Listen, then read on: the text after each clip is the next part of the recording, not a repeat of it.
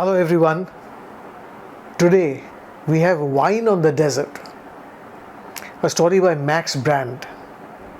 It is set in the American Wild West, sometime before the Civil War, a time of rough and ready justice in a great nation being forged by tough frontiersmen. Durante rode slowly through the blistering desert heat toward Tony's farm. He was in no hurry. They wouldn't find the body of the man he had killed till tomorrow morning. Then the sheriff would need time to gather sufficient men for a posse and start on his trail. He had a head start of 24 hours, he reckoned. Durante could see the wheel and fan of Tony's windmill from a distance. He saw the vineyard only when he topped the last rise. Tony had planted 10 acres of vines in a hollow that held water during the rains. And he stored rainwater in 20 overhead tanks from which he would drip irrigate his vines when it was dry. Durante hitched his mule before the patio of the squat adobe house and strode in. There was a water cooler outside the kitchen. Two ancient stoneware jars stood next to each other. The porous stone kept the contents cool. The left one contained water and the right wine. There was a big tin dipper hanging on the wall beside each jar. Durante tossed aside the cover of the left jar, dipped in the mug, and poured in the cool water inside his parched throat. "Tony," he called out. "Hey, Tony!" Tony came in, his wooden leg clumping on the wooden boards.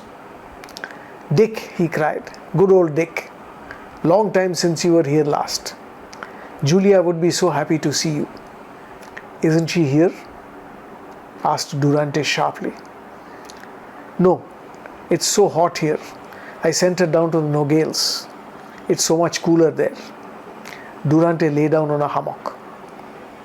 "Let me stew you some rabbit for dinner?" asked Tony. "What?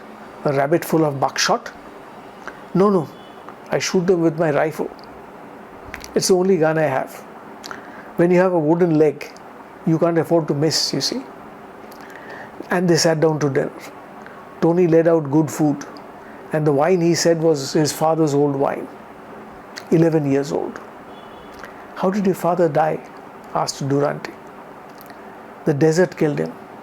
He died of thirst. There was a leak in his canteen. His mule had died too. He was only 5 miles from the farm, where the buzzard showed him to me."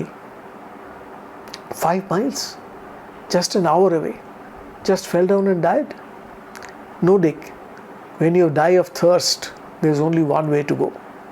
You tear off your shirt, then you tear your undershirt. That's to cool yourself. And then you die screaming." "How do you know he died screaming?" "Well, he had a screaming look on his dead face." Durant woke next morning with a start. The crack of a rifle shot broke the peace of dawn. Tony came in holding a rabbit by the ears. It had been shot clean through the head. Durante scowled and his face darkened. They sat down to breakfast of fried rabbit sides, green peppers, flapjacks, and hot coffee. "Show me that rifle of yours, Tony, will you?" asked Durant, and they stood up. Tony gave him the 15-shot Winchester repeater. "You keep it fully loaded, do you, Tony?" "Yes, as soon as I'm back home, I load her up. Never know when you might need her next." "Come outside, Tony." His tone changed. "Stand there where I can see you. The sheriff will be along sometime today looking for me, but they won't get far unless they have your water. So here goes." He aimed and shot at the bottom of the nearest water tank, and water gushed out into the desert. "No, please no," pleaded Tony. "All my vines will be dead wood without the water. Dick, please." Durant shrugged his shoulders. he kept on shooting at the other tanks. Then he slung his canteen to Tony. Now fill it up from your cooling jar. Snap to it, Tony. I haven't got all day. Tony took the empty canteen, looked despairingly at his vineyard, and meekly went in. He came out and held the filled canteen to Durant. Durant shook the canteen to reassure himself, got on his mule and rode out. About half a mile out, he dumped the empty rifle in the sand and rode on. As he turned one last time to look at Tony's farm from a hill, he could make out Tony limping back to his farm, his rifle in the quick crook of his arm. Durant rode on. He drove his mule at a trot. Soon the desert heat rose, and with it his thirst. But he held it back. It was a pleasure that would be amplified by the delay. Finally he stopped. He brought his canteen to his lips. What was this sour smell? Oh no!